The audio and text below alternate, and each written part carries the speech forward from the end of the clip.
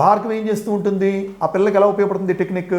ఒకవేళ బాగా అమ్మాయి 9th క్లాస్ చదువుతుంది, కష్టపడి చదివే వ్యక్తి ఏముంటుంది పక్క పిల్ల, అవునే భార్గవి ఎందుకు కష్టపడిపోతున్నావే, అంత అక్కర్లేదే, రోజంతా 2-3 గంటలు మ్యాథ్స్ చేయక్కర్లేదు, ఒక 10 నిమిషాలు అరగంట చేయి చాలు అంటే ఏం చేస్తుంది, ఓహో మా సునీత చెప్పింది రైట్ ఏమో అని భార్గవి కానీ ఆ రిమోట్ సునీతకి ఇచ్చిందనుకోండి, ఏమవుతుంది భార్గవి యొక్క పెర్ఫార్మెన్స్, భార్గవి యొక్క లైఫ్ స్ట్రక్చరు గ్రాఫ్ కిందకి పడిపోతుంది.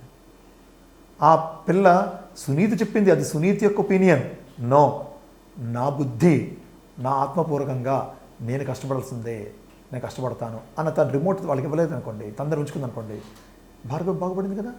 అంటే పిల్లలకు కూడా ఎలాగ వాళ్ళ నిర్ణయం మంచిగా వాడుకోవాలో కూడా చెప్పచ్చు. అంటే దీన్ని ఎలా మనం ఈ టెక్నిక్ని ఎలా మనం వాడుకుంటే అలాగే ఏ స్టేజ్లోనైనా ఏ ఏజ్లోనైనా అంటే మంచి వైపు మనిషి వెళ్ళటానికి తగినటువంటి యొక్క ఎబిలిటీ ఎవరిది వాళ్ళే మహాసంకల్పంగా ఉంచుకోవాలి సుమీ.